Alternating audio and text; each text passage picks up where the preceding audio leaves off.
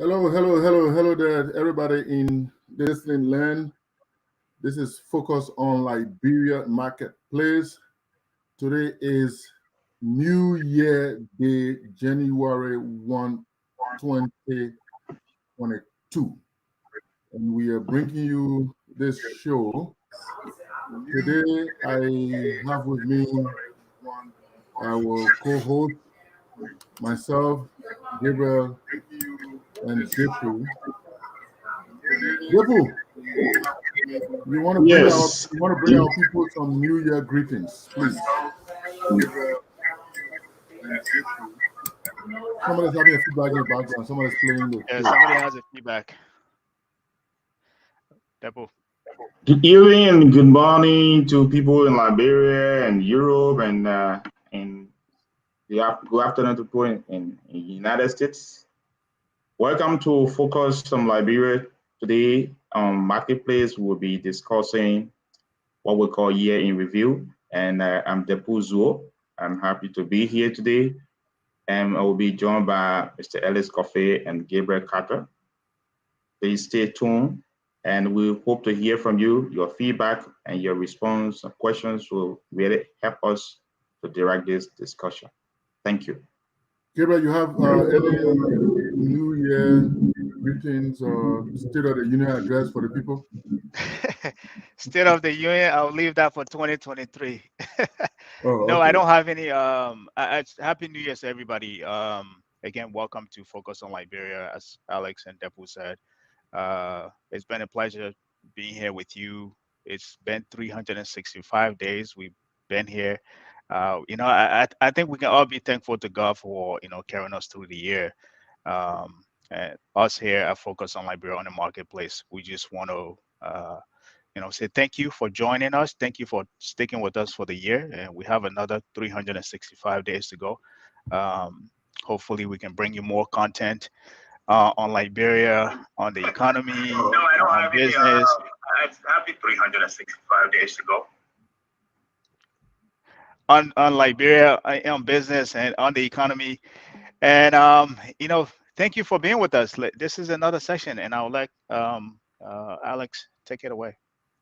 Yeah, once again, I'd like to say a big thank you to everybody, all our listeners, all our supporters on all the Focus on Liberia programs, especially the Focus on Liberia Marketplace. We have Dennis Jaya, we have Andrew C.A., and we have William King in the background, who are working the background thing for us. So we'd also like to bring greetings to them. But we'd like to bring a special appreciation to all those who follow Focus on Liberia and Focus on Liberia Marketplace. We appreciate your listenership, your everything, and we wish you the best of 2022. Focus on Liberia Marketplace is brought to you by Focus on Liberia and Allen Bernard International. As you know, Allen Bernard International is a management consulting firm providing business support, accounting, tax services, as well as anti-money laundering services. It's headquartered in Minnesota with office in Dallas, Texas. So that's Focus on Liberia, Marketplace. Today, we will be doing a year in review. That's we call a Liberia Economy 2021 year in review. This show today will focus on a discussion. What we'll be doing is we'll discuss around what the government of Liberia did so well in 2021, what the government did not do too well, what the government did not do at all in 2021. And then also we'll try to propose some policy recommendation, if you may, to improve the government inner workings, and we'll be delving on three specific topics. We'll be doing looking at monetary policy, we'll be looking at fiscal policy, as well as we'll be looking at corruption. And then there are subtopics under those three broad topics that we'll be looking at. And today we don't have guest per se, but we have our host here, our subject matter experts, in myself, Gabriel and Dehpue will be addressing that. So we want your comments. Share the show. Today's the first show, and we'll try to keep it splendid going forward. So we will start with monetary policy. Okay, and again, specifically, what is the government's commitment to sound monetary policy? Sound monetary policy during 2021. What we can say, and also what we can say to the government for 2022. So we're looking at things like inflation. Yeah. We'll be looking at the exchange rates. We'll be looking at prices of goods and services on the market. We'll be looking at consumer price index. We'll be looking at the printing of the new money, the new Liberian dollar bank notes, and the impact and implication. And as we said, we'll be looking at what the government did so well, what the government did not do so well, what the government did not do at all, and what we think the government can do going forward. So let me start with my man Dehpue there to give me an overall view on what he thinks about the government overall commitment to sound monetary policy.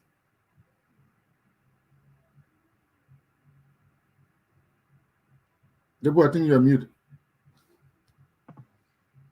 Thank you very much, Alex. I think in terms of the Liberian economy, looking at the two major policy, we will say that in the monetary and fiscal side of it, in my mind, the monetary side have been very strong and they've done well, performed. And looking at the 2021 policy statement from the central bank, and also reflecting on 2020 monetary stance at the time, one would say that indeed there have been some improvement based on the policy objectives set by the central bank for 2021.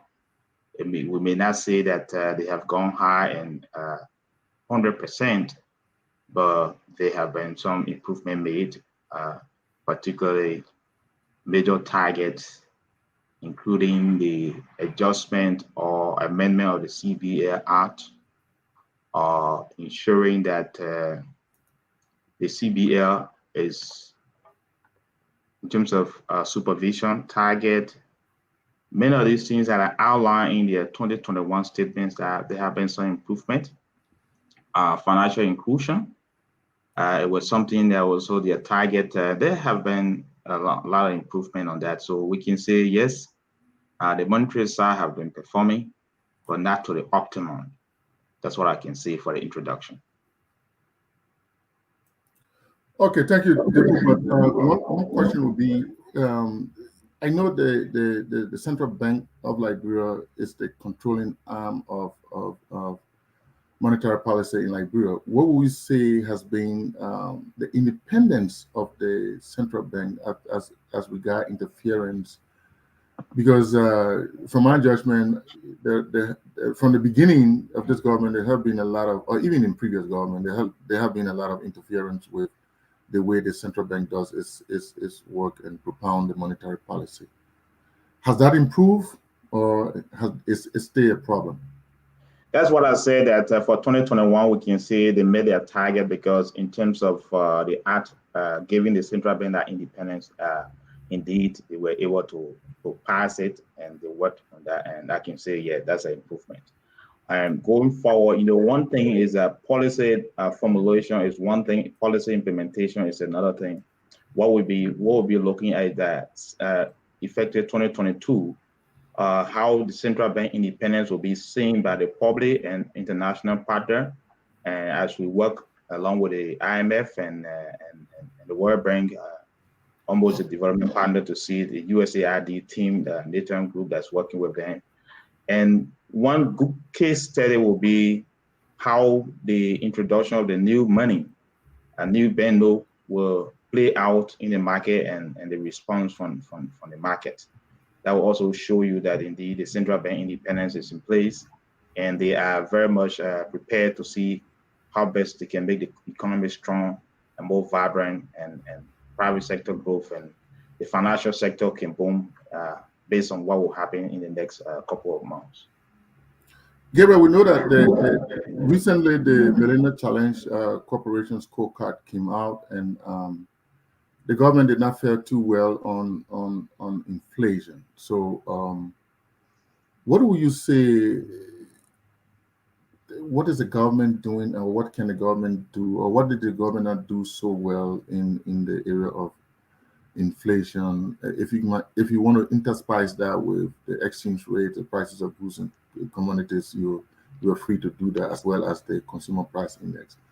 Well, what is your whole feeling about why the government did not do too well, and what the government can do going forward?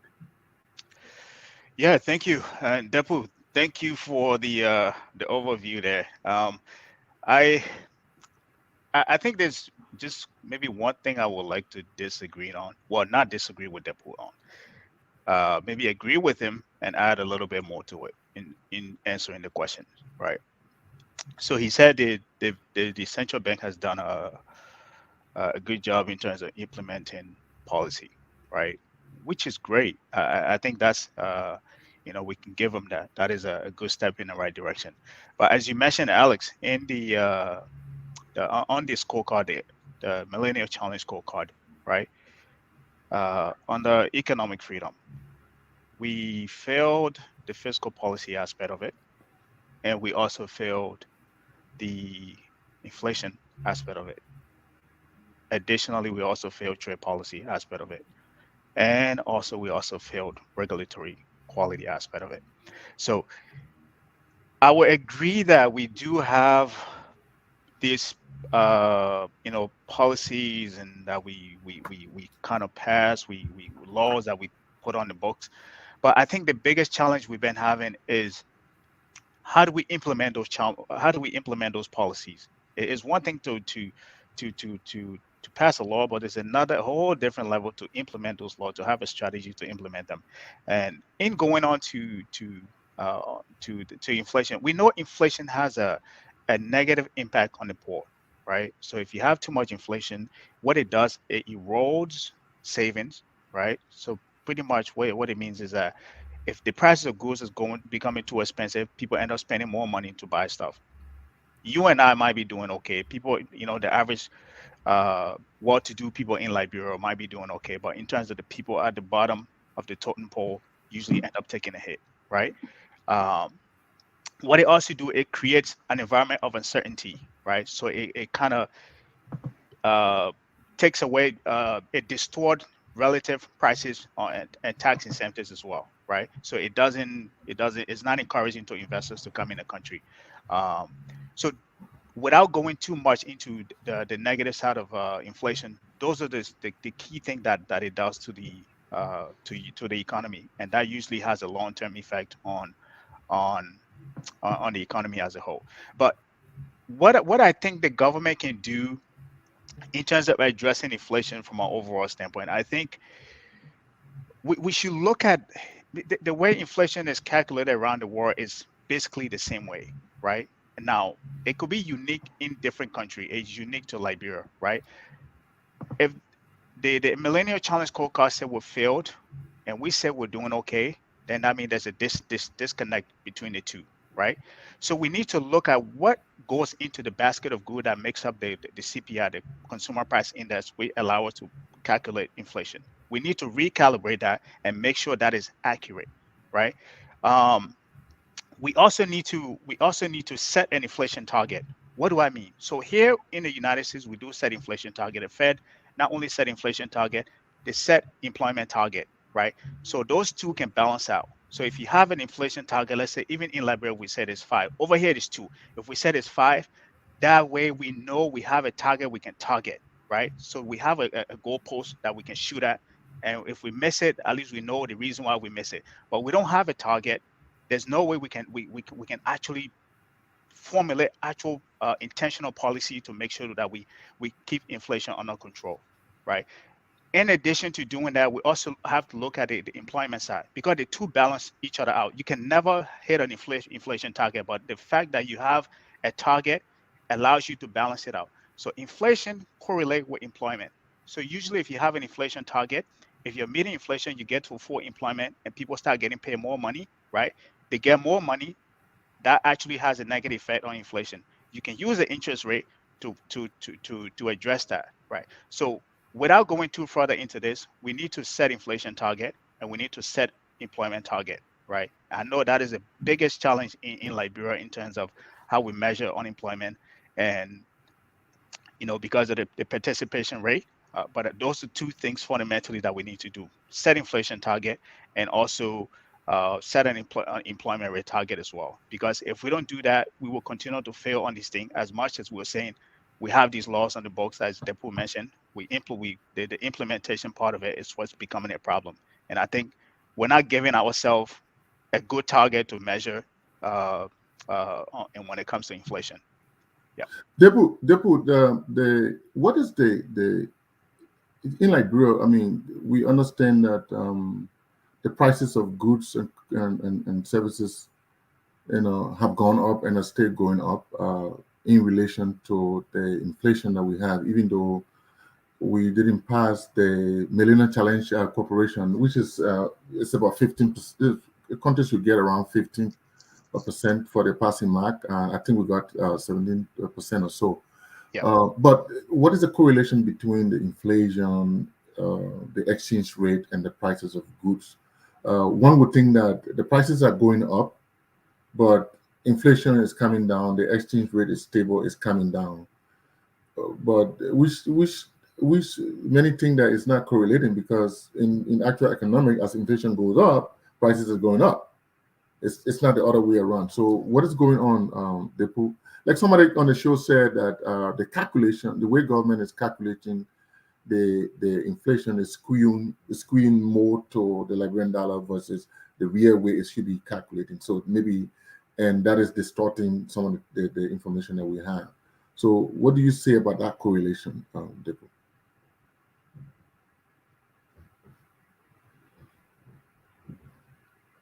And thank you, Gabriel, for setting the basis on this whole issue of inflation. One of the things that we need to be looking at in terms of inflation target is true, is good.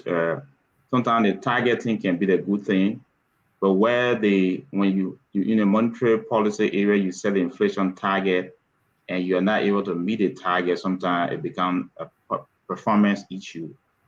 Especially on the economy that is purely, you expect pass-through inflation from many things in terms of international prices of product, including energy and all of these things. I think the central bank has been very careful in making this decision.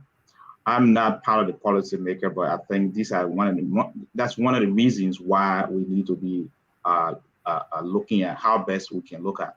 We can say today, let's reduce it to a single digit, while giving specific target figure and say this. But in terms of performance, I'll be frank that the inflation rate in a period in 2020 to what it is now today, we'll say that there have been improvements. And by the way, for the correction, that the report that came up, the Millennium Challenge report that came up, was given a target that was in 2020 and 2019. So if we talk about the target, the performance inflation in 2021, there have been vast improvement in that. Now the question of why is it that despite the improvement in the exchange rate, we still have prices high? There's always the issue of rigidity of prices, price stickiness in terms of discussing monetary policy. It is not easy. It's not possible. One of the constraints that we see over there is that we are input dependent, and this kind of situation is something that you have to look at. That most of the decisions and prices are determined by the price of imported goods, and what are some of the commodities that we have in our CPI basket. What do we have in the first place? If you look at it realistically, most of the things are key immediate toward food and energy. And that is something that we don't have control over the variables in terms of production, domestic production. So these are some realistic challenges that we have. So those who outside and who may not understand the complication of some of these commodity index and the price volatility, which leading to the volatility, also inflation, it becomes something serious. That's why it's good as a country, you need to be looking at where you have your comparative advantage in terms of production and price control mechanism that can help you to say you can stabilize inflation. Another thing that there is that you need to be looking at which are the commodities that actually have much weight in the inflation. So because if you know that certain commodities have higher weight in terms of inflation rate, you have to see how best you can target that and reduce, the rate so that you can bring stability in the inflation. Now, if you look at Liberia, what you see there is food and energy. We still do not have control over these variables. Yeah. So another thing that I can say why it's true that the food is essential. The major commodity we'll be looking at will be rice. Then the production capacity in the economy is not, the productive capacity is not there.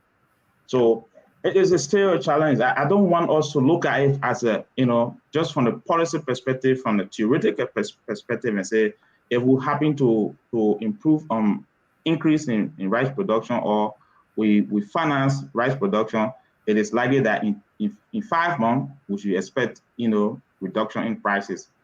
But you have to take into consideration other external factors that may also cause the hike in prices. Now, currently in Liberia, one of the things that there is that the owners of goods or products are saying that I imported at the time the exchange rate was very high. And if I happen to sell at this price, I'm going to be losing. And time for me to import, I will be at a disadvantage point. Obviously, it will be good. But we don't have control over the price control. I mean, Ministry of Commerce is doing its best, but there's no mechanism in place. These are some of the reasons why monitoring the economy is something that has to be done by the team, the Ministry of Finance, Ministry of Commerce, Ministry of Central Bank, and all of these, LRA, to say, look, how do we respond to this? Because, for example, we'd say the gasoline price is still one of the major contributing factors to the high cost of living.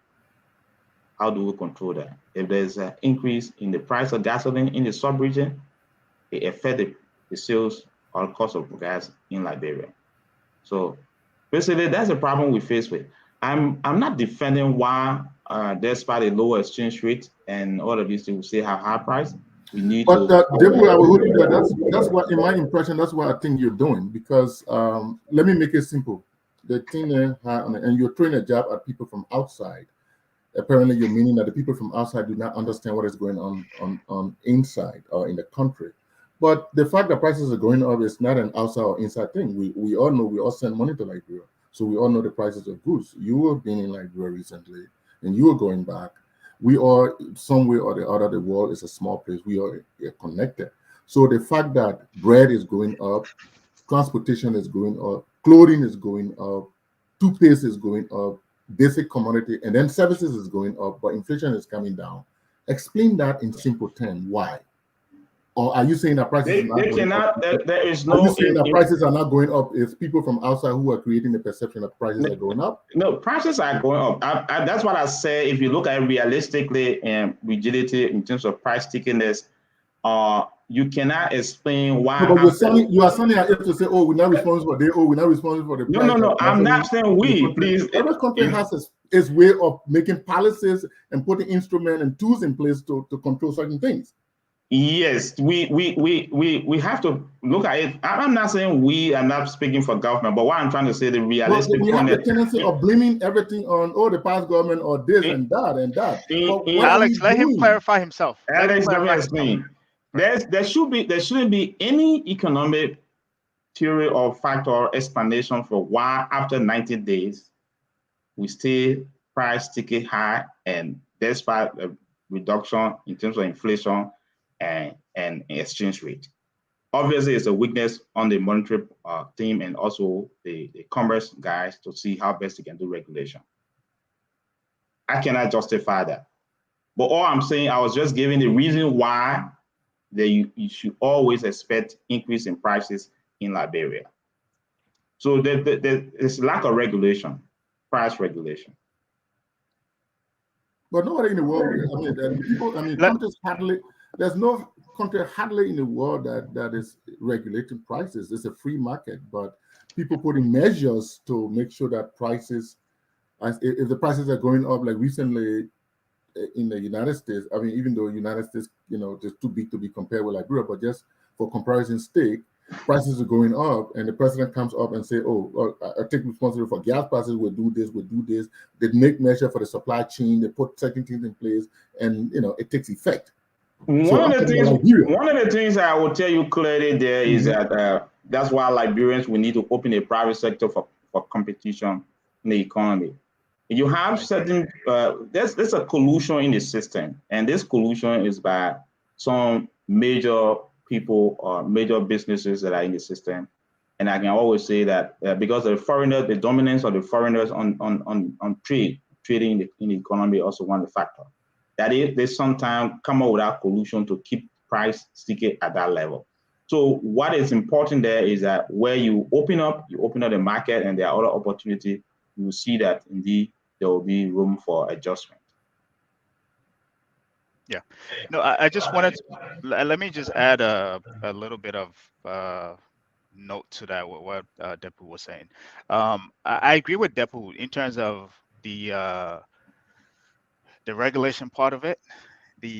And he's not the only person who has pointed out that there's some level. I think we had Dominic here. Dominic, he has he's actually sells used cars in Liberia. He actually mentioned something like that too. So there's got to be some level of facts to what they're saying in terms of collusion within certain group of businesses in the economy that are causing this whole exchange rate thing here. So I will agree with that. But also, this is what I would say in terms of the exchange rate, right? So the exchange rate, that problem that we're having, I think we're bringing this upon ourselves, right? And again, it all goes back to not just creating policies, but also implementing those policies. So every investors will seek a country, right, with stable economic performance, right?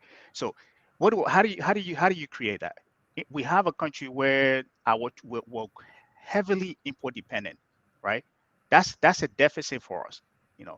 We have a country where our currency fluctuate. Like in a period of 4 months, we went from our exchange rate fluctuate. We went from a period of from 150 to what is it, 145, and then we came down to, I think, to the point of even 140, right? That is not a country with stability in it, right? With that being said, right? Increase. I'm losing my train of thought here. Sorry, I lost. Don't lose it. Don't lose it. I'll let you go on that. Sorry.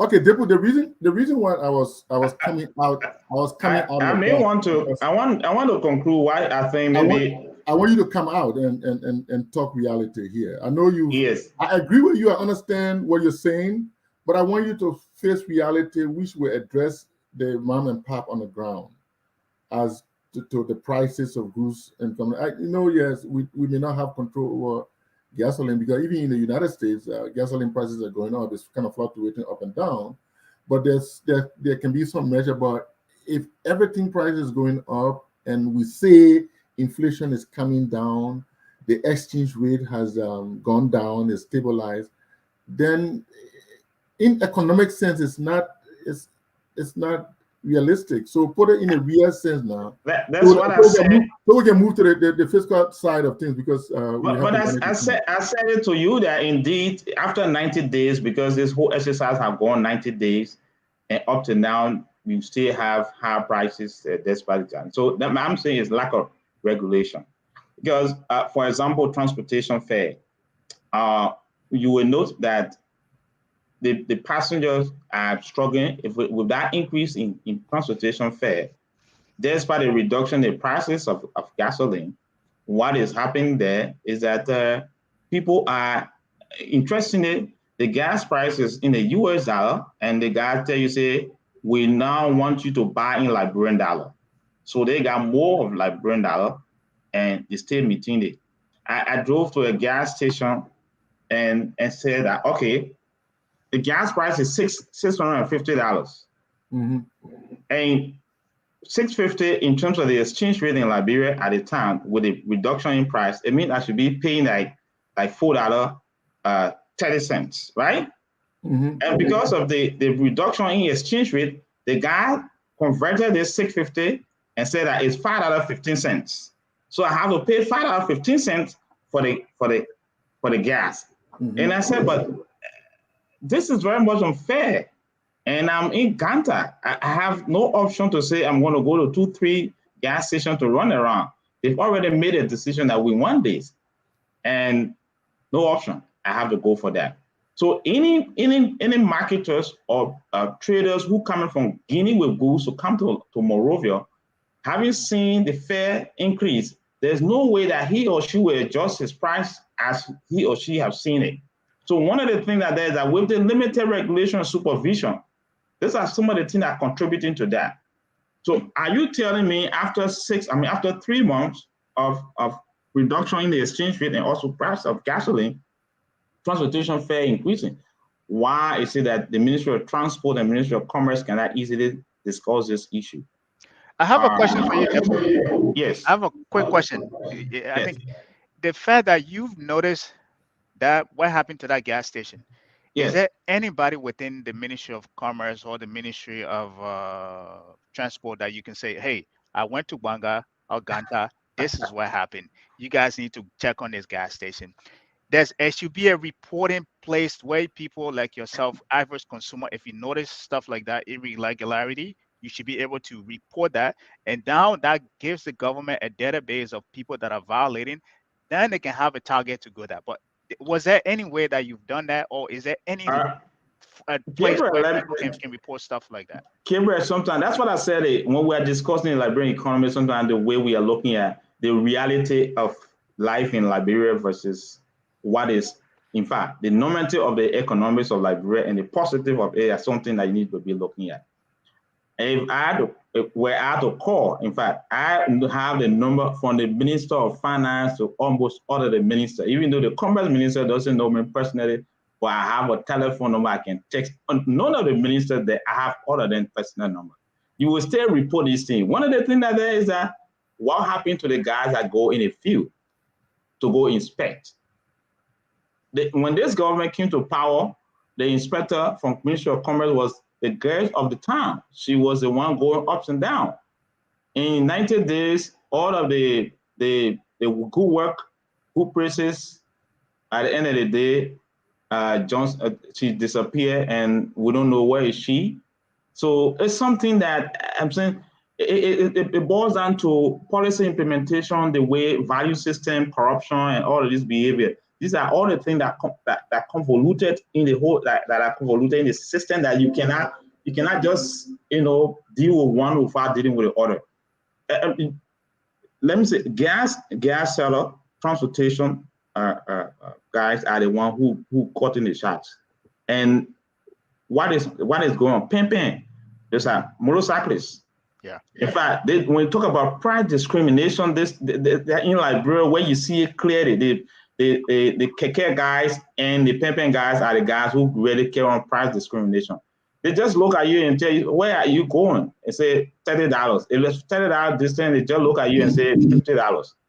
You have an option because you want to, for fast commuting, fast movement, you have to take the offer and move. And also adding to the issue of pricing in the economy. And you have one truck that bringing goods, commodity, planting from Tapeta to Monrovia, and you have almost all of the planting in Tapeta is packed and no way. He comes and say, look, every bundle is charged $100. There will be no choice. the market owner, the farmers will have no choice. They'll have to go by what is, he's a setter, price setter. He cannot afford, there's no competition, no access. So these are some of the things that we're talking about. So the rigidity of price, why it's true that we have stability in the exchange rate, it also had to do with the collusion in the system. Okay, gentlemen, I think we need to move to the next topic here, where we're talking about the fiscal policy again. Yes, but equally so, let me say this: government, in terms of cross-border trade, let me say this: the reason why I want to look at it is that this is also one of the major sources of government revenue, cross-border trade. Mm-hmm. In as much as these things are going on, it's important for us to look at the transportation costs, energy costs.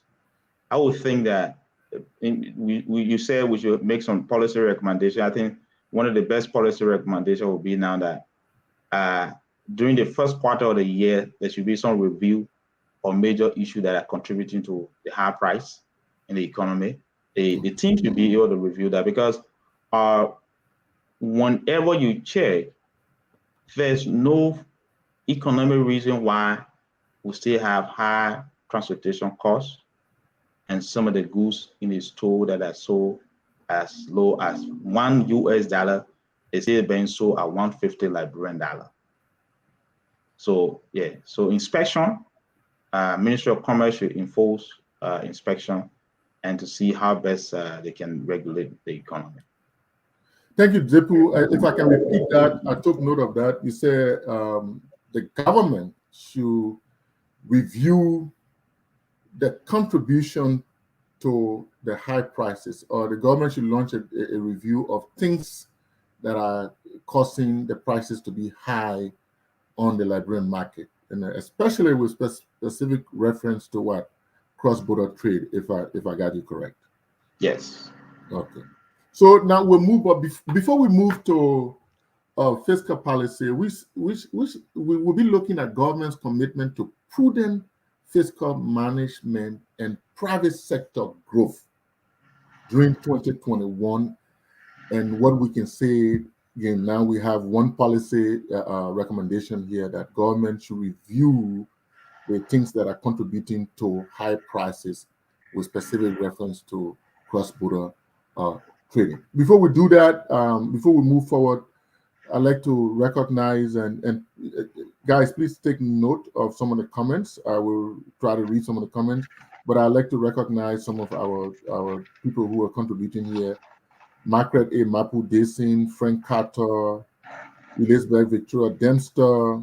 We have Ambassador Edmond Wale Kawan Bowie, Emmanuel Jackson, Haruna Asma Keita. We have Krishna B. Laval. We have hopefully we can bring you more. Kenneth. We have Giflop P. Goya. We have Riverside Pro. We have Emmanuel Jackson. We have Flomo Livingstone and Jerome Gaiman. So, Dehpue, maybe this one is for you. There was one question from Haruna. He said Liberia is a member of the West African Monetary Zone, WAMS, a group of 6 countries with ECOWAS that plan to introduce a common currency called the ECO. What has this current administration done to meet the standards set by WAMS, and what is she doing to help this organization achieve its agenda? Oh, that's a very good question. One of the things that there's this convergence criteria that each country move towards, and you will know that Liberia has had some challenges, even though not all of the country meeting up with that. Liberia is still having some difficulties. Look at, for example, we're talking about inflation. We still have high-digit inflation, and in terms of debt contribution, we still have challenges with that. So there's still a discussion ongoing. But right, 2020 was a target for this ECHO, and you see that the implementation became problem. There was a challenge of which currency realistically. You see the guys from Euro country or the guys who were in charge and see how best they can pair their currency. These are some of the challenges. But now, in my mind, I would say that with this currency issue, the ECHO challenge came from external force. And I will not speak to that directly, but I think in my mind, the whole delay in this process is more understanding arrangement. Nigeria that has the bigger economy. Nigeria think that we should now take a stand and how do we get a shot of it. Cote d'Ivoire and the whole French-speaking country themselves have their own way to say no. Senegal and Cote d'Ivoire decided not to agree. So this is where we are right now. And Haruna, I think you are right in your deliberation. Improvement, we've made some improvement despite the numerous challenges. And he said that we are taking 2 steps forward and 1 step backward. More to be done. We'll come to Gabriel Pay, talk about the private sector, but we'll come to private sector on the fiscal policy. And Emmanuel Jacinte, I think one of the crucial marketing strategies must be adopted by the Central Bank, Ministry of Commerce, and the Liberian Chamber of Commerce in 2022. That means he says increasing our foreign exchange reserve at the Federal Reserve Bank of New York, diverting 30% of our reserve for local economic production of Liberian-owned businesses that will lead to creating jobs.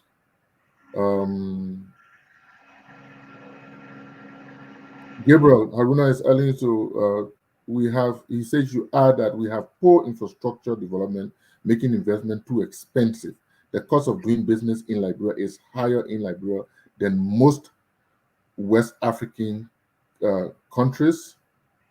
The economic team needs to do more to track down economic collusion. What, you want me to comment on that? No. If you want to comment on that, that's all right, but we got to move forward. No. Okay. So now, gentlemen, if we're not taking a break, then let's move to something. Let's move to fiscal policy. Are we taking a break? Before you move to the fiscal policy, one of the things that I think the caller already mentioned in terms of working on the collusion, with this central bank, this financial inclusion where you are now having mobile money uses. I think in our last discussion, I said that there's a need for central bank and commerce ministry to come up with this policy makes a policy statement that encouraging all Liberian businesses to accept mobile money transaction, and making it mandatory and accepting it at the exchange rate, market rate. Yeah. That itself, these are some of the reasons why we still having all of these price related challenges all the time. If we come up with that pronouncement, our business owner would take heed. They will definitely listen to that. And many people, they got individual mobile money. They got the company, their businesses are registered, and they register with a telephone number, and the mobile money account be used for financial transaction. It ease, some of these tension. Yeah. So these are some of the policy recommendations I would think will be important for this conversation. Yeah, I agree with that. That's great. Thank you. Too. Yeah. Thank you. So in the fiscal policy discussion, gentlemen, we will be looking at why we use, for example, 2 budgets in 2021. We'll be looking at briefly looking at the 2022 draft budget, which is, I believe, is now on recess. We'll be looking at our debt stock. What was the balance as of 2017, and what is the balance now?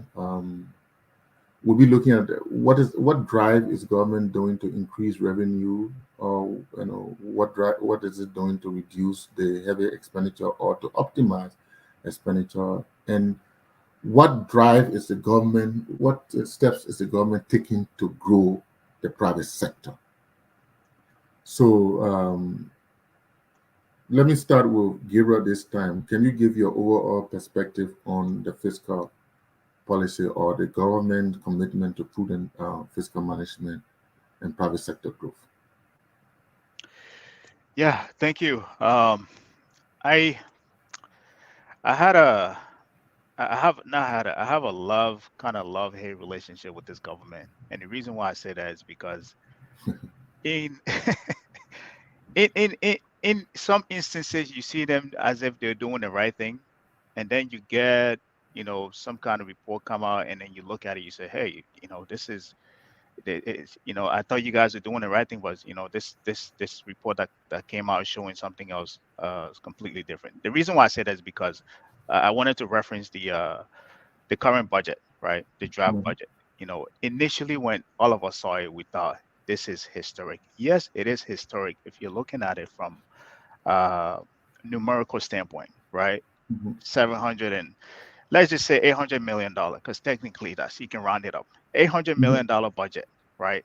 But and if you dig deeper into that, you notice that there's a third or 20% of it, 20% of it actually came from external sources, right? So it technically, in terms of organic growth, tax revenue that we collected, it was only 640, right? And then you dig deeper down into the budget, you'll notice there was another $10 million for county tours. And then you dig deeper into that, you realize the presidential salary increase from 16 to 20, right? It kind of, and then you go further down, right, into the public sector investment part of it, where where they actually allocated a $10 million for county tours, right?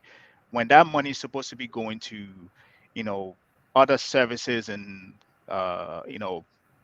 basic necessity that's supposed to improve the lives of the average person. So, you know, that's the reason why I said I have a love and hate relationship with this government. In as much that we will see that the budget, may have increased, but in actuality, the way that they're spending it, is questionable. Make you want to look at their own agenda, which was the propo development agenda.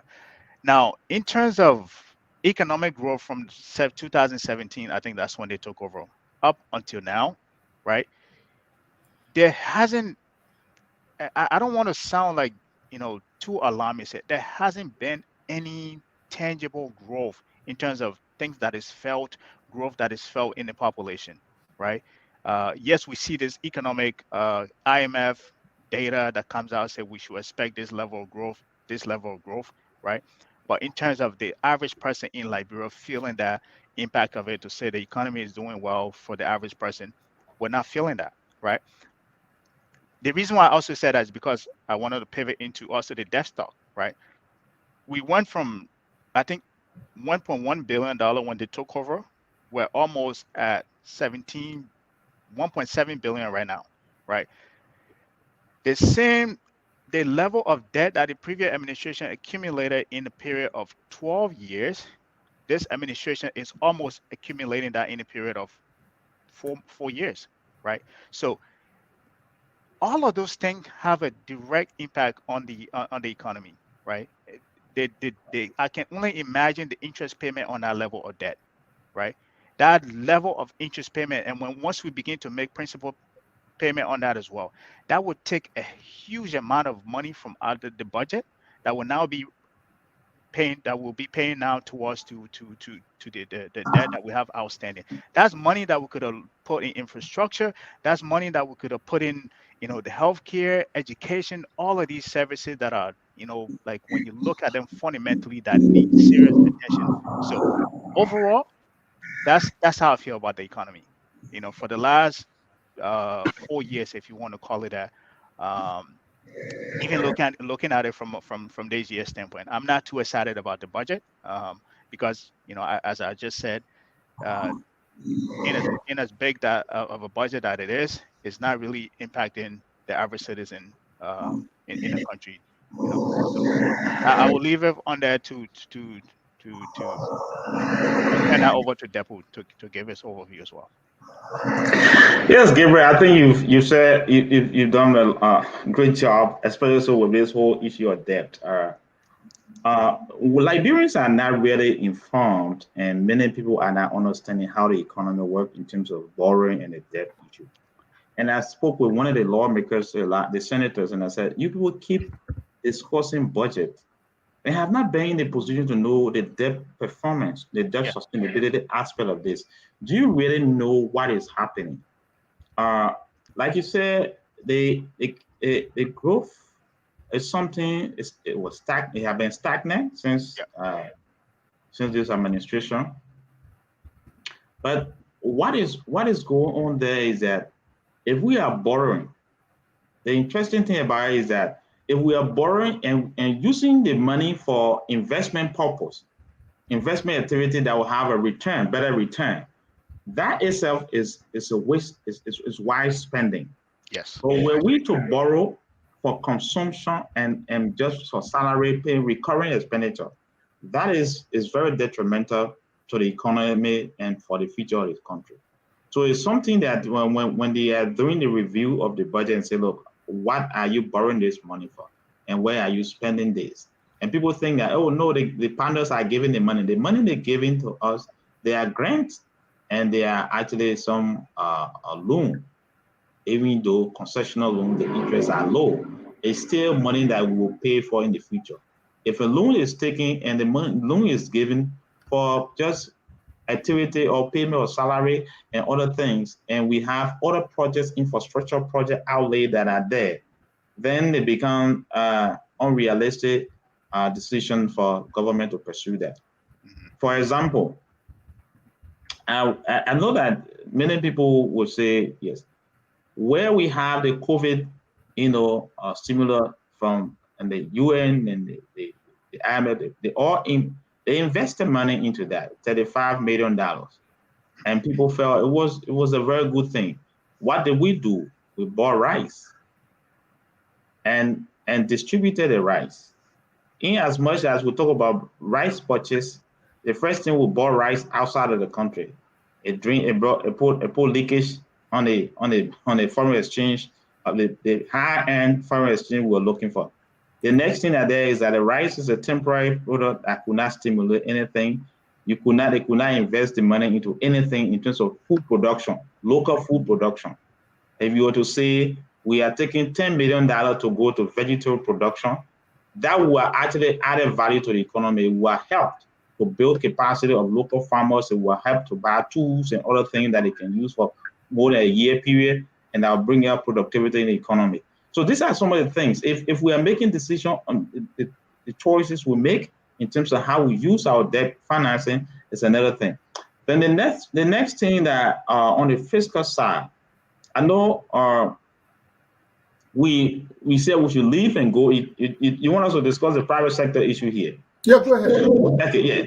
One of the things that we have to be careful with is a monetary issue, but it also had to be discussed here is that, look, companies that are coming in having challenges in terms of our tax regime, they be looking at it as serious challenge. Then the next thing that there is that the interest rate, private sector development depends on the cost of money, the borrowing that they do in the economy. The interest rate in Liberia is very high. It's killing. And that itself is not encouraging private sector growth. And why this thing continues to persist is something that the central bank need to be addressing going forward. That, look, I know there are other risks in the system, and whatever risks it is by now, 4, 5 years, 10 years by now, the central bank should be able to identify these risks and mitigate it. The non-performance loan, some of the reasons they are aware of it, they need to address it so that there can be opportunity, access to capital for private sector development. Without this, it will be very difficult for the economy to grow. And many Liberians, indigenous business owners, are going through a lot with the issue of the interest rate. They are paying high costs of capital to start business and to sustain a business. That's why most of them, they are having the poor performance in terms of loan payment. No, I definitely agree with you, and I think that's one of the part we Alex, you're the host here, so I don't want to. Yes, sir. So Dehpue, thank you for that interjection. So why government had two budgets in 2021? I'll really leave that to Alex. I mean, that's a very it's a historical transition, historical. I think it froze. Yeah. So yeah. So yeah, I think I can go in ahead. there where Dehpue is coming back on. Okay. No, I think I think from Dehpue, my are you there? understanding of it, was I'm back. Yeah. Okay. Go ahead. Okay, go ahead. Yes, government have been having June to July fiscal year, and most of the partners always having January to December fiscal year. They're going by calendar year. And you will, besides the regional countries, ECOWAS members, and Liberia being the only country having this, you will know that most of the project implementation, donor project implementation, will also be offline with government-owned projects. Sometimes that's how come most project donor will say you're moving towards October, December. They will have to force the implementation, and now you see a lot of work start going on because in the first place, government ministry and agencies supposed to be implementing somebody's project, and the budget would delay, the passage of the budget would delay until October, for example. Then it becomes difficult for projects that go in line with government budget for it to be implemented. And unless you are also a witness to that, and sometimes some of the contribution from government to finance the donor project will not be paid. So it's better to align it for everyone to have the alignment to ensure that there are some level of balance in transaction and balance in accountability and reporting.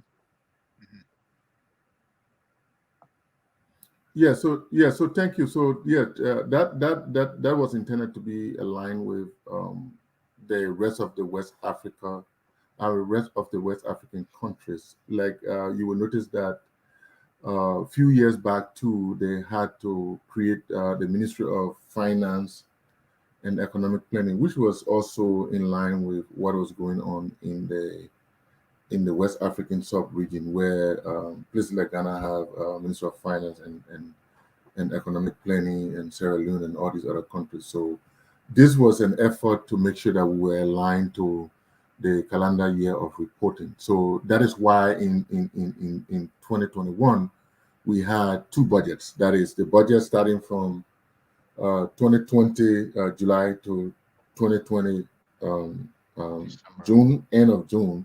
Then we had a pickup from July 1 to December 31st so that we can give rise to the full year budget for 2022. So that's why we have it there. But Dehpue or Gabriel, the 2022 draft budget right now, I would say is in recess because the legislature did not pass on it for especially regarding the metal steel situation.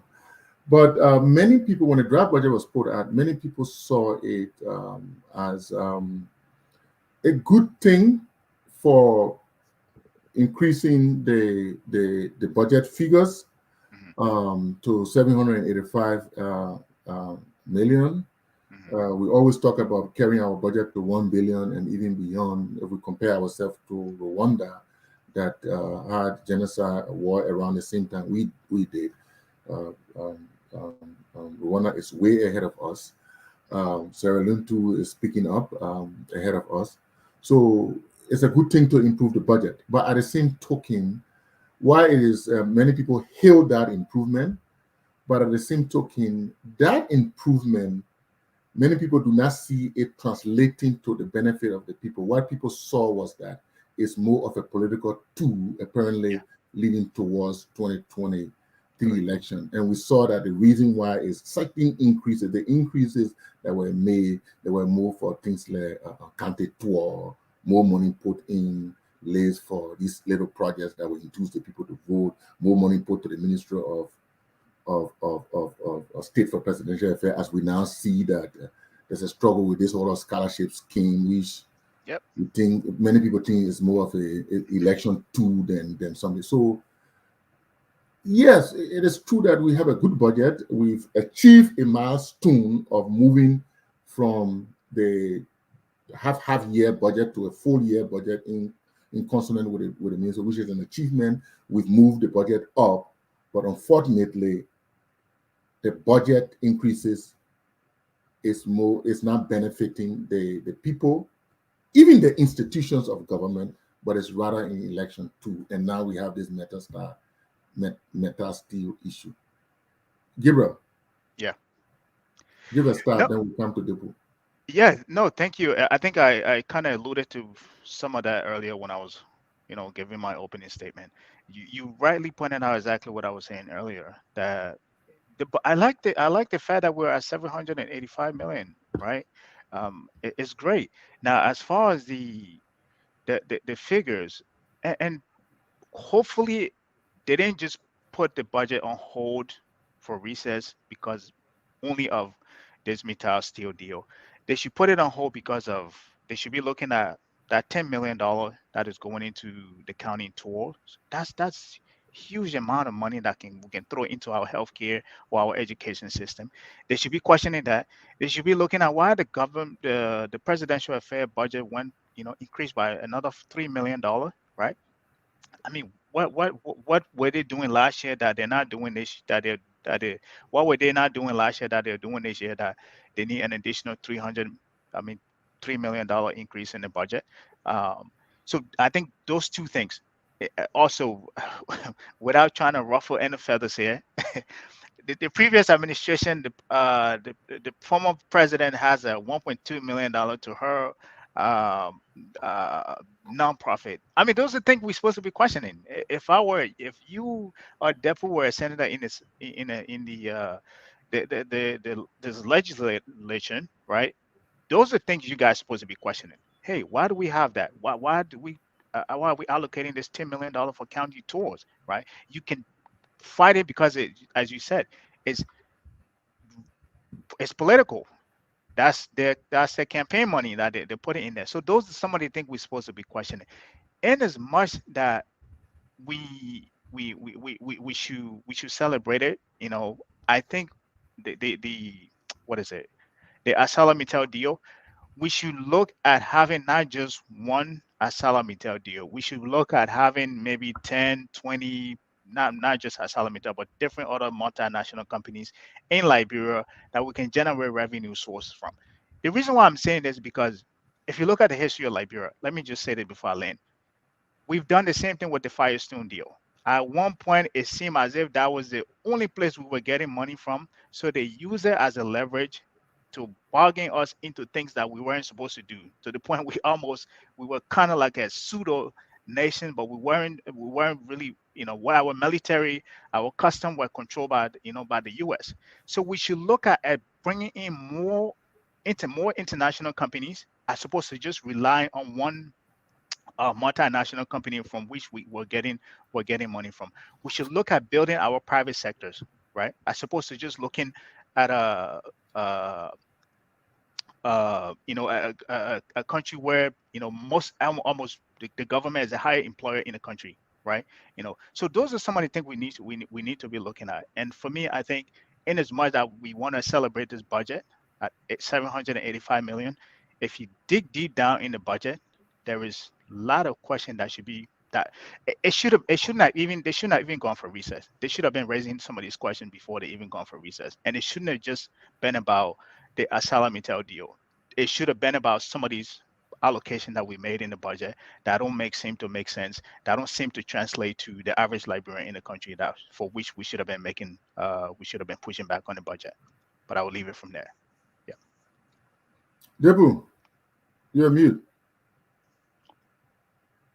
Yes,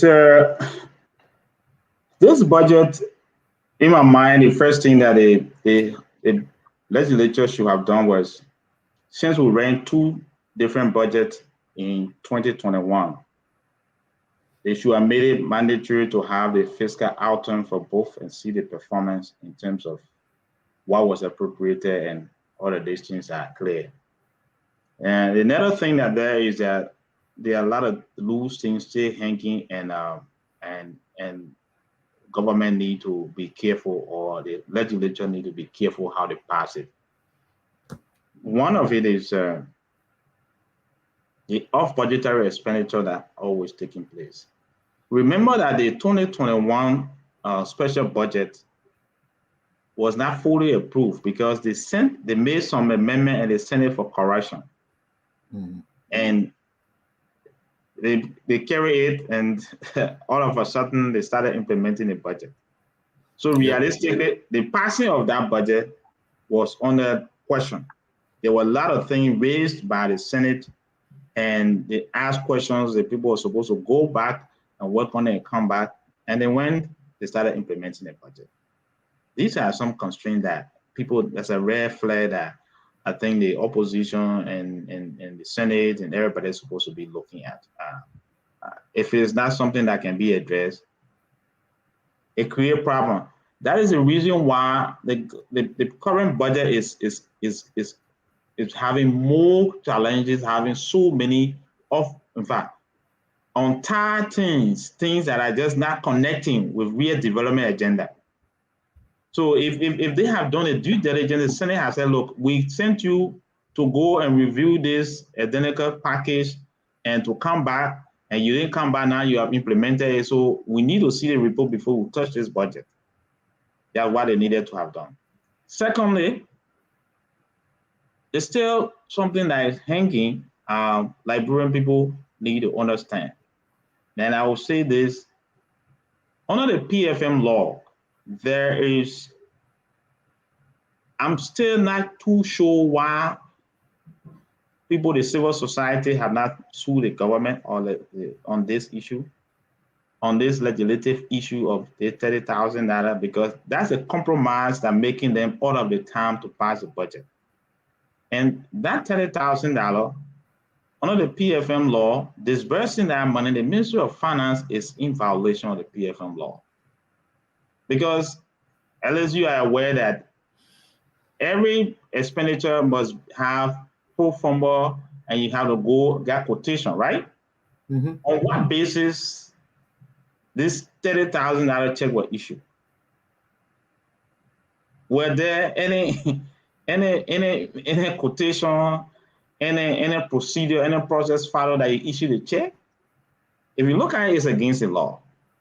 And very frankly, the last time in Monrovia, when the debate was going on, people were looking at, don't take the money, but they are not looking at some of the technical reason why people should not, and how it should be presented. That's one side of it. And I tell you clearly that it's a loose money.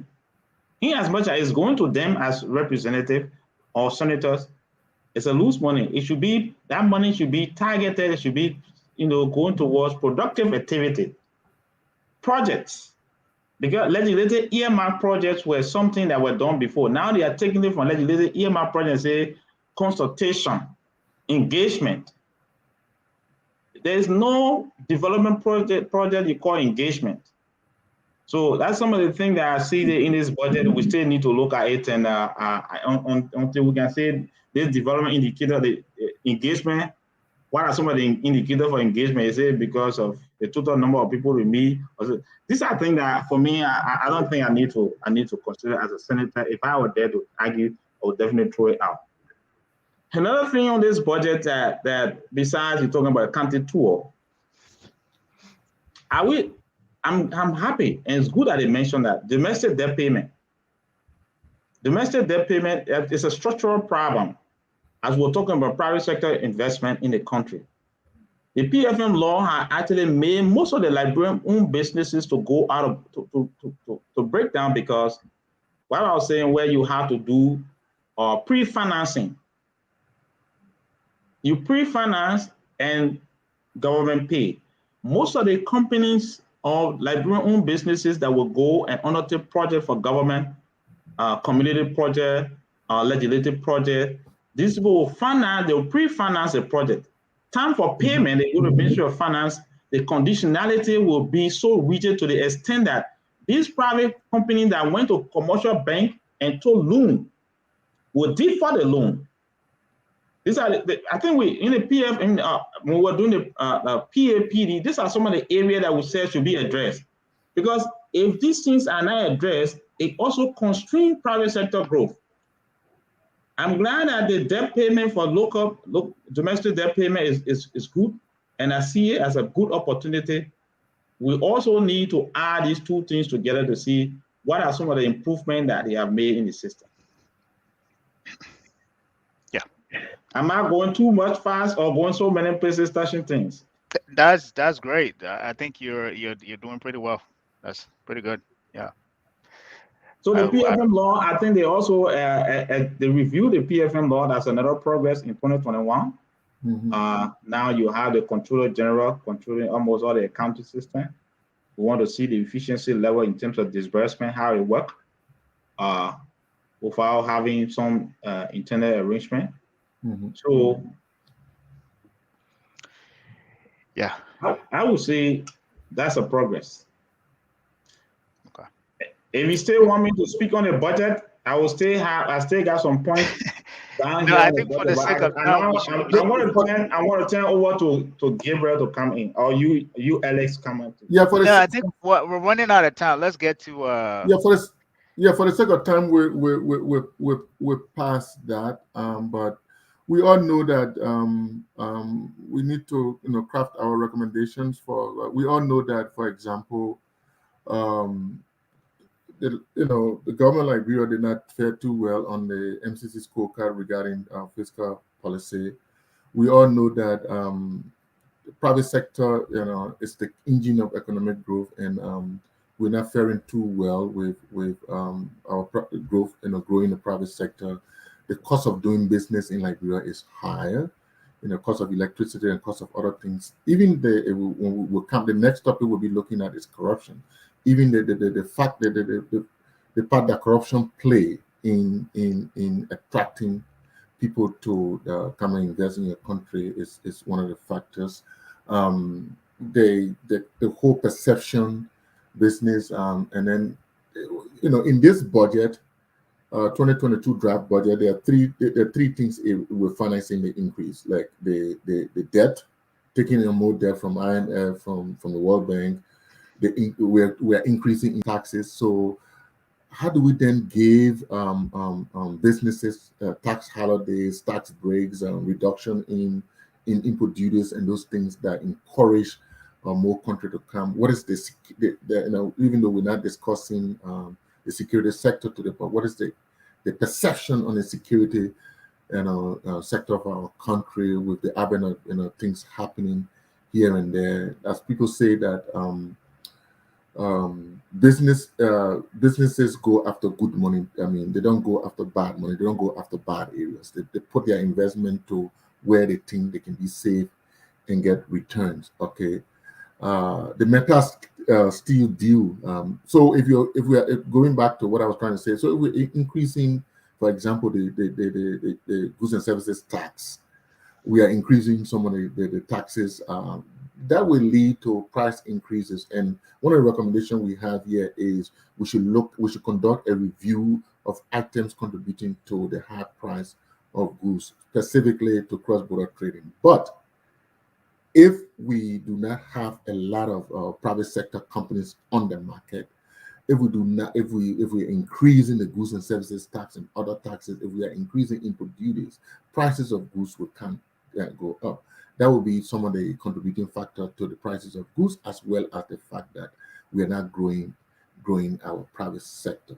Now, except somebody wants to do a recommendation, then we'll land on a recommendation for this particular topic for the policy.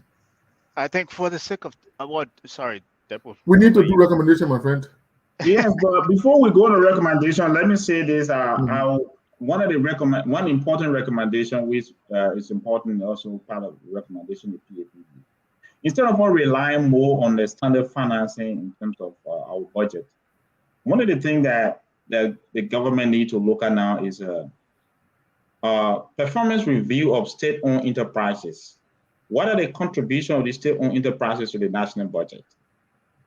You will see that the National Port Authority, LTA, FDA, and all of these state-owned enterprises are businesses. These are all ventures. These are corporations that are set by government to raise money to increase the market, to increase production in the economy. It's important that we look at what are they contributing to the government, the budget. That itself is something that can lead to the growth. And I would think this administration, if you want to make sure that you have better opportunity for the 2022, 2021, not much was done. Some of these, in fact, 2020 report, some of the public corporation really didn't contribute much, and the same thing is still reflecting at this time. It's good for them to review it. Before you go to external source, you have an internal opportunity to build your economy from the state-owned enterprises. That notwithstanding, we have to ask our partner. Liberia is blessed now because of the IMF program. This is where that had controlled most of the challenges we face in 2019 and 2018. Since Liberia went to the IMF program, they've seen vast improvement on the fiscal and monetary side. But the question there is how long will this go? Because they are doing gatekeeping. IMF is possibly doing gatekeeping, and we need to have that confidence in ourselves and in our own system to see how best we can do other things. Another important thing, which is important, is crucial to this budget, is that there are major national development constitutional issues that have to do with the election and census. I know you want us to go quick to corruption issue, but census is very delicate. Census is a development tool. Government contribution to census is not substantial enough, and now it had delayed the census process. It should have been done in 2018. And now we're in 2021. We need the census data to make the determination for 2023 election, and besides that, to implement some of the development projects. So since 2008, we have not had census. So it's important that the legislature, when they return, they have to look at how best we address the census issue realistically and how this government can finance the census. So election, I see that they're already a challenge, to be very frank. It is only when we go to corruption, I'll mention that, but we needed the money to finance the election. Appropriations supposed to start from 2022 to 2023 because activity leading to the 2023 election start from 2022. So with all of these major activities not being fully funded, and you taking money to go into county inspection and this and that, I feel that those are all loose and hanging area that the Senate and the House of Representatives need to be looking at. Then look at major deliverables, census, election, are they fully funded before you go for county tour? Yeah. Thank you, Dehpue. I think that is enough. Let's jump into and I will add that that performance review, you also are not just the state-owned enterprises, you look at some of your ministries and agencies as well, because that could serve as a tool for decreasing or optimizing your expenditure, because you will know that some of these institutions are there, and sometimes they barely even get the money that are in the budget. So what are they doing, and what function are they practicing? Do we consider merging some of them? Do we consider, But again, if you have a budget that is more than 80% into recurring expenditure, especially salaries being almost 60% or 55 or so percent, then we have a problem in using the budget as a development tool. So we will always depend on external resources in terms of loans and other things. And debt reservicing servicing is one of the problems that we have in that. So We will. Having said that, if Gabriel doesn't have anything to add, but we didn't add any suggestion on revenue increases as well as how do we grow the private sector. What would be suggestion on, for example, revenue increases is a whole lot, but what would be, for example? But we can move ahead if nobody has anything to add. You know, there's something that they are doing a pilot test. I know the past administration didn't do it. It was recommended in one of our technical meetings to see how best to look at the real estate, the housing, real property. That's a big opportunity for tax base. In my mind, the recommendation to increase goods and services taxes also create problem. It might bring some challenges in my mind. It will bring some challenges in the revenue collection. I don't know why you are doing expansionary policy, fiscal, then you come from there and adapt contractionary method that had to be increasing taxes. I don't know why. They all say they were expanding to expand more. Then from there, in terms of taxes That's again, the proper method. then yeah, you expand your expenditure, you expand your expenditure, then you don't increase taxes. So things cannot happen at the same time. And, you know, you will definitely have some hurdle in there. But what is important is that we have to look at it from the perspective that, look, indeed, revenue generation focusing, they are doing Magibi County as a case study. I'm glad I'm in Magibi County. When you have your property tax, you go for real estate, you register and you pay your taxes, pay for your house. It's going to bring substantial income in. And that itself is something that government need to look at. Magibi, Bon, Nimba, Lofa, Grand Bassa, these places are accessible. The real estate companies, those who have private companies, individuals who are renting their property in these areas are not paying taxes. You know, so when the revenue LRA try to enforce it that those businesses, before you register, you do your business registration, you should prefer and disclose your tax clearance. When you enforce it, and those businesses, before you get tax clearance, you make sure you have your real estate clearance, tax payment. That's a way, it's a complete net that you create. That's a tax net right there, and everybody just get in there and will increase it. Another revenue base that is very much important there is whether it's possible. We are on this discussion where you're going to go to ArcelorMittal that people I'm on a national level. For me, I'm taking the stand that we are fighting that ArcelorMittal should be totally reviewed before compliance review before they increase their term. But you have opportunity in the mining sector. There's huge illicit mining going on in the economy, and this is a major. Government need to now see how best to organize a cooperative, you know, mining cooperative. And if these mining cooperatives are established and organized, you don't necessarily have to get a tax high, but you can get a flat tax rate for all of them in their cooperative.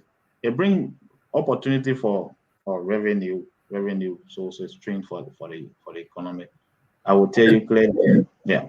Okay, Dehpue, we'll hold you there. We're running out of time. We need to move to question on this segment. So what we would do with our last segment, in the interest of time, is on corruption.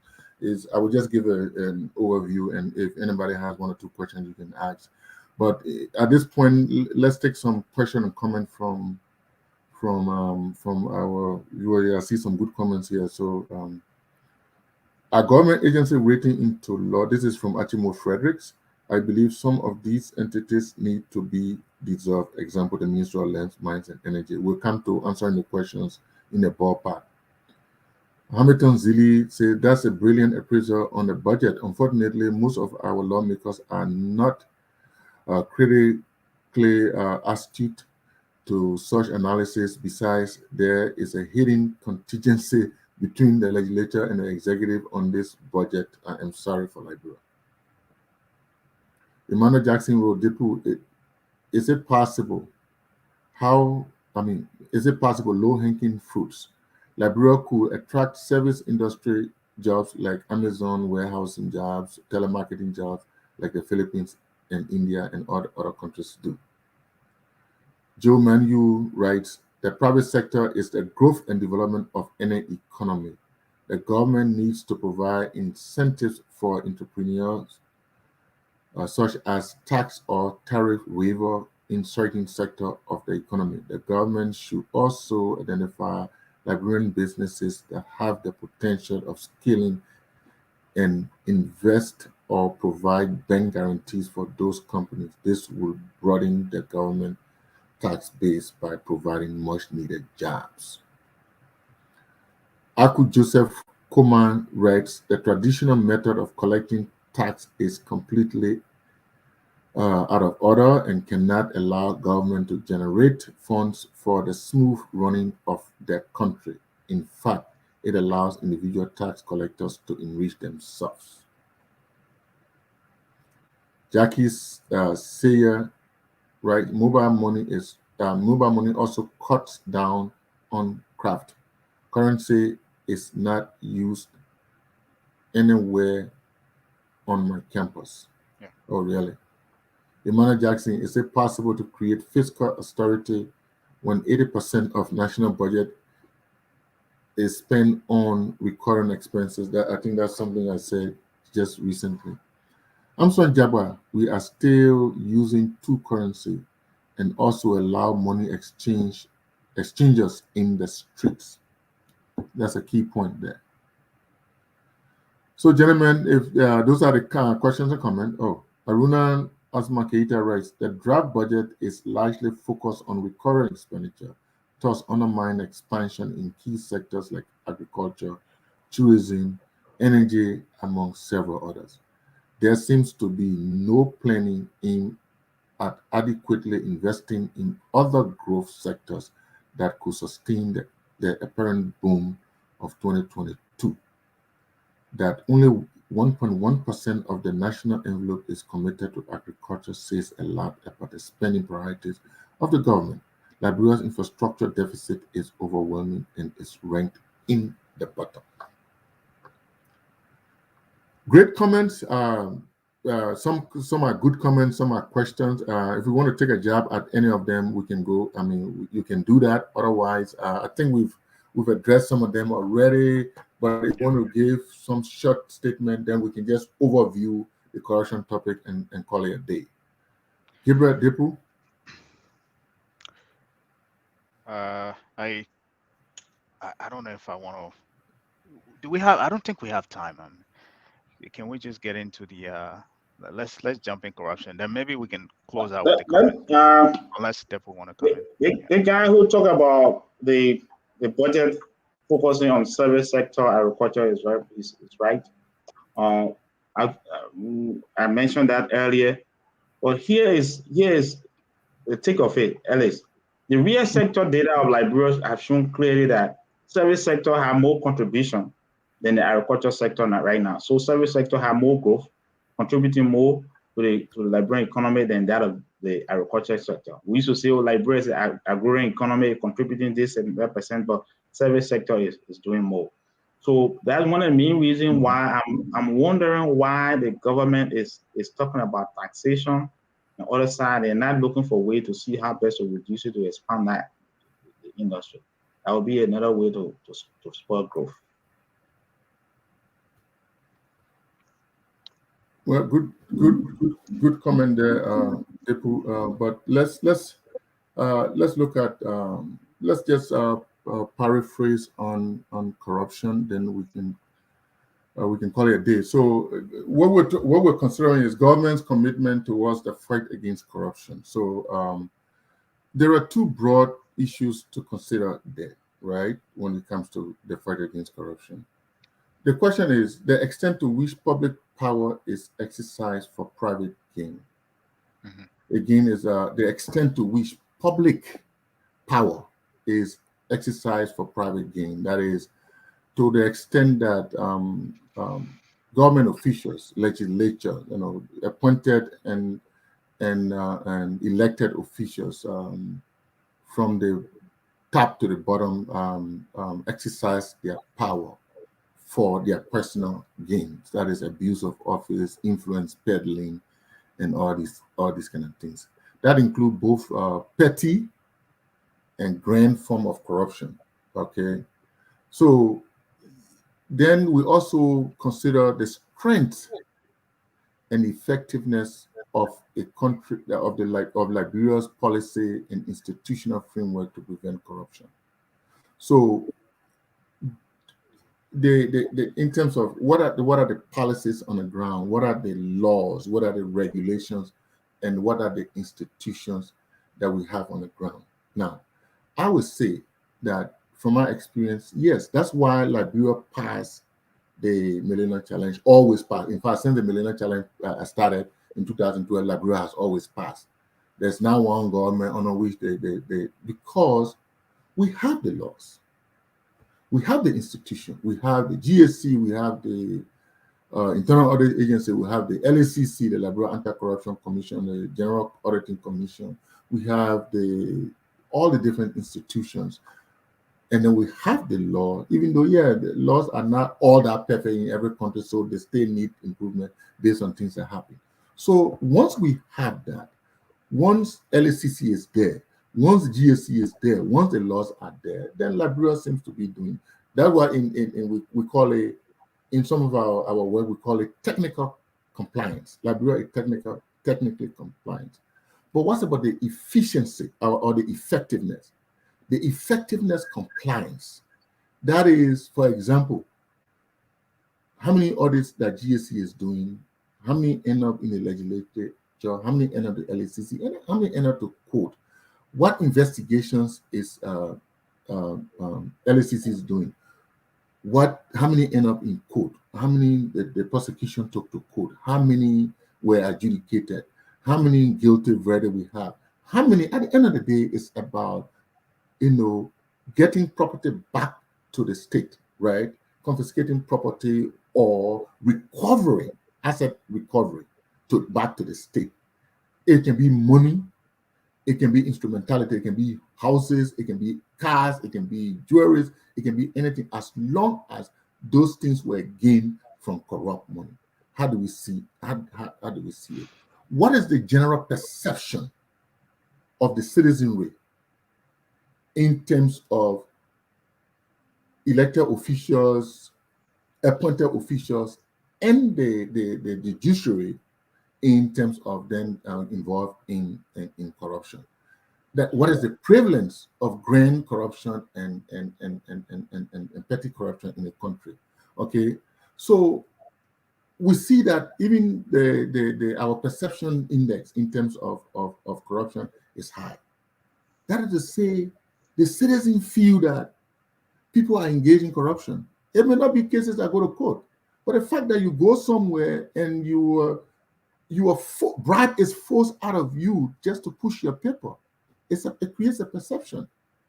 The fact that you draft a budget, and in a budget, the 22 budget to be specific, and you put sweeteners in there for the legislature, just to will and win them to the fact that there's perception that legislature receive $50,000 each to pass the budget. That alone creates a problem with corruption. So in terms of effectiveness, we are not effective. We may be technically compliant and we may pass the Millennium Challenge, but are we effectively compliant?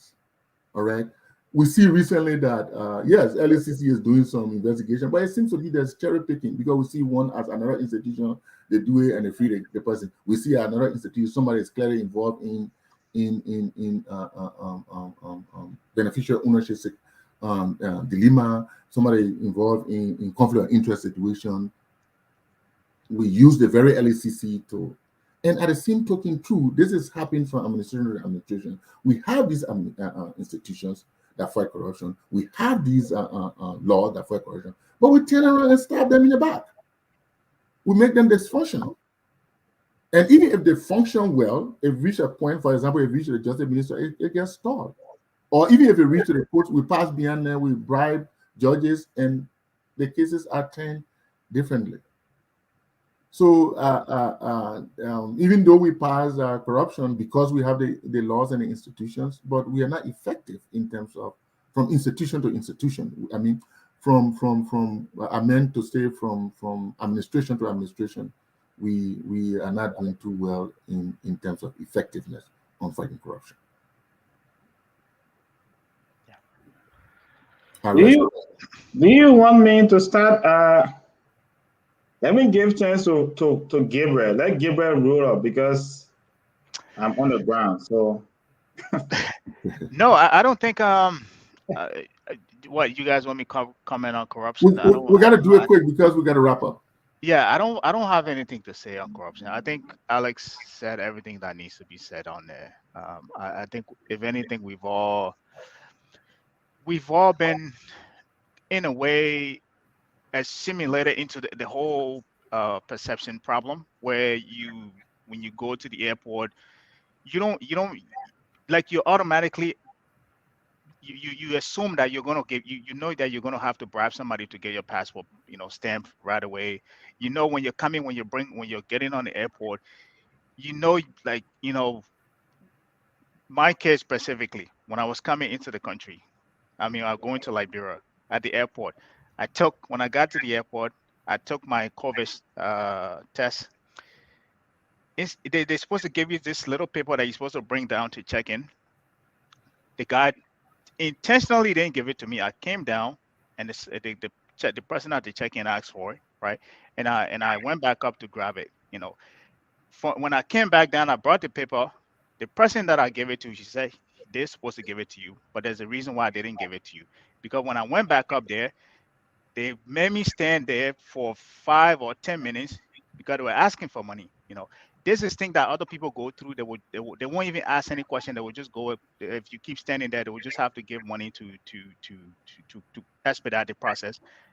So this is something that we've all like in a way gotten used to, and the perception that carries, is greater. And I think Alex did a good job in covering all of that as well. So I don't have much to say on that, but I think this is something that we've all contribute to, but in a way we also experience it on a daily basis.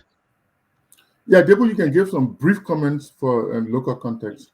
for me, I think in all indication, what I always say that the first mistake that CDC-led government made was their refusal to You want to go audit. on record saying that? Their refusal, But I this is said record. it. Yeah, their refusal to audit the past administration to set a standard on what to go by going forward. That itself is something that it gave them some challenges when they were doing the transition, which brought the smooth transition that almost every entity personnel director were given a turnover note. You should use a turnover note to review and set a standard. They didn't do that. Now it has complicated because if you look at doing business, report for Liberia had declined, come back into that. The perception, as you say, is already had deteriorated as well. So one thing that happened of late in 2021 that we have to look at going forward is that the integrity institutions that are supposed to be promoting anti-corruption campaign themselves were marked by a lot of tension.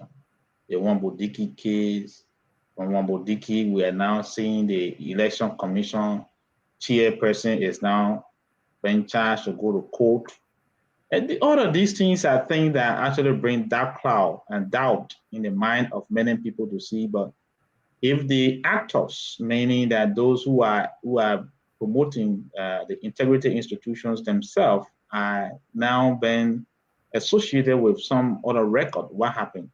You will also see that one of the commissioners at the anti-corruption was actually accused and had to recuse himself.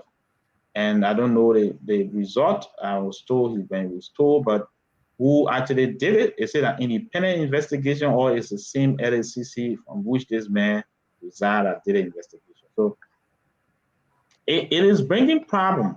But one of the things that bringing out the present administration challenges, I said that we need to open up and go after people and persecute people, past and present. And the present official, many of them are simply letting us know that the code of conduct is not necessary. And and they have gone against the code of conduct. They're not abiding by the code of conduct. Then there's something wrong. So trust. I will tell you that the Boyaband report that many young people in the report says that many young people prefer leaving the country, right? All the young people want to leave their country. They don't trust the system. That's a level of high economic insecurity. They have a future. They don't see future in their own country. What's the reason? So if you see your future in your own country, you prefer going out of country, what happened? Those are some of the perceptions. Those are some of the things that we need to look at now as a country. And I think 2022, policymakers need to review this and say, look, how do we look at that? Another thing, in as much as we are talking about corruption, that is also important, domestic violence issue in 2021 was very high. The president is a man who talk about he she movement and he for she movement. You realize that there were a lot of cases of rape and domestic violence cases across the country. Up to yesterday, news supposed to carry another man killed his wife in Mombasa for memory chip taken from one cell phone to this one. So these are issues in 2021. I think need to be reviewed as we go in 2022. The government need to tackle the issue of rape. For me, domestic violence issue is how we need to give opportunity to our women, let them have freedom, let them have the liberty to do what they have to do. Thank you, Dehpue and Gabriel. We got to be wrapping up now, so we've gone 15 minutes above already. But if there's any comment, necessary comment from the viewers that we need to put up here, we can do that, Dennis. Okay. But I would like to address, before we close, I would like to address a comment from William Dumba. William and everybody else that's watching the show here, what we try to do here, we try to be objective, we try to be professional. This has nothing to do with condemning the government or siding with the government. We are all Liberians, and we do on Focus on Liberia, we do all things Liberia. We educate, we inform, and what's the other word? We entertain. So Gabriel's response was more of being objective and being fair, right? It has nothing to do with Gabriel lives in the United States of America. He's not working in Liberia, so he has nothing to fear. He doesn't want a job because he's okay. And I know that for a fact. So even if he wants a job in Liberia, that's his country. We all ascribe to. That's why we went to school, to go back to our country to contribute. So we're not stay far that, oh, we don't want a job in government, stuff like that. But what we do here is void of politics as much as possible. We just address the issues professionally to educate people on what is going on in Liberia. So we read your comment about, we're just trying to address your comment that that is not the case. So I hope we pick up from there. Okay, so gentlemen, any closing comment? But I have one recommendation on the corruption side. Okay, we've had some recommendations here. Go for it. So government. Are we not taking a question? No, there's no additional. There's no new question. There's no more questions. There's no new questions. We just saw. Alex, before you do the recommendation on the corruption issue, One good thing that I want to commend the civil society platform on corruption in Liberia. They have come up with a system with a UN system on the reporting, where they have across the country and ministry agency that people should be able to. They gave me a number for people to report their corruption cases in the counties and wherever they are. And I want to commend the team that's doing that, especially Santa. Santa got a project. Santa, they have a project with the Swedish embassy, and they are doing really good job. Myself, my firm, PSDL, what we've done, even though we've been doing policy papers all the time, we're thinking that it's better for us to look at integrity index and indicators that Santa did. We'll have to be doing a review for 2023 and see whether whatever data they put up, we can compare that with historical data and see what's the relationship in terms of making progress as a country. And I want to encourage, it shouldn't really be, all the recommendations should not only be for government. I want to encourage Liberians. It's difficult for us to look at things and say, okay, we will do it this way. I want to encourage all Liberians who, especially those in the diaspora. When we were on this program before, I kept saying this thing to William, and I will say to both of you that we need to encourage more Liberians to get involved with the local economy. People with experience abroad and those with experience on ground to form partnership. On the private sector side, right? On the private sector side. Okay. For private sector development. I'm not talking about government. Yeah, we don't need anybody more in government. The government's the whole can of worm you opening there. Go ahead, Len. Yeah. So we need to discuss this. And one of the things that we did it here before, we brought people from the jungle energy. We brought people from private sector. Modakim. We need to bring people from the private sector to come and share their experience, and to tell you the hard facts, some of the weird story. And I will tell you sometime, I leave and take motorbike and ride keke or something and go to some of these places and just sit with these people to know what the Liberian economy is doing and how it's performing. So we can bring some of these guys here on the show. They will tell you. We'd love to talk to. Okay, gentlemen, we got to wind down. So the government, whether this government or previous government, we have a framework for fighting corruption. So government must be fair about fighting corruption. Government must be honest about fighting corruption. The leader, the president of the country must lead the charge, must have the political will. So establishing these organizations, establishing the laws, the policies, it is not enough. We should go beyond. We should not stab these organizations in the back. All right, we put them there, then we stab them on the back. So we gotta fight, because fighting corruption will lead to a lot of good things in the country. So my recommendation is the government, through the presidency, must establish the political will to fight corruption with honesty, not cherry picking on what they fight, and not using the very organizations to fight for and some against some people. We should be fair and frank.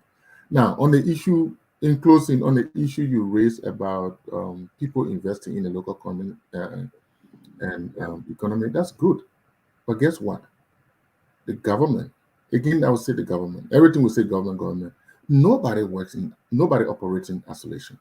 If the government does not create the enabling environment for people to thrive, it will be difficult. You can do whatever you do. You think I'm not vested in Liberia? I'm well vested in Liberia.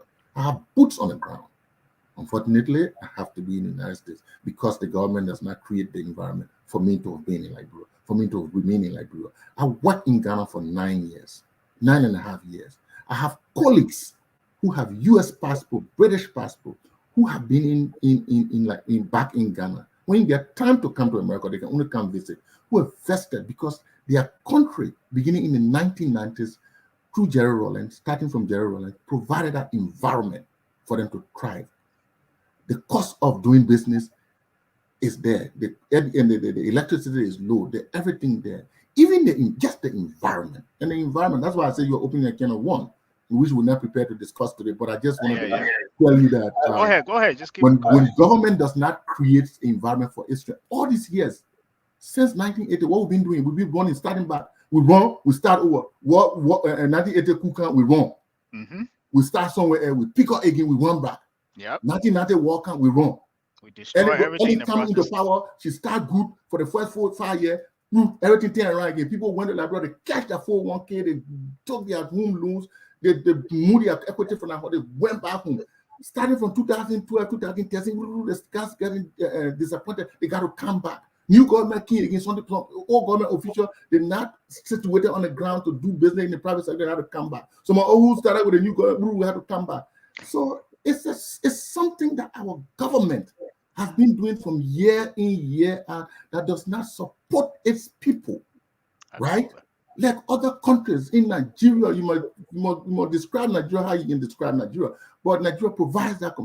Ghana, that I live and work in for almost 10 years, provide an environment for its citizens. Sierra Leone is doing the same thing, so Sierra Leoneans are going home.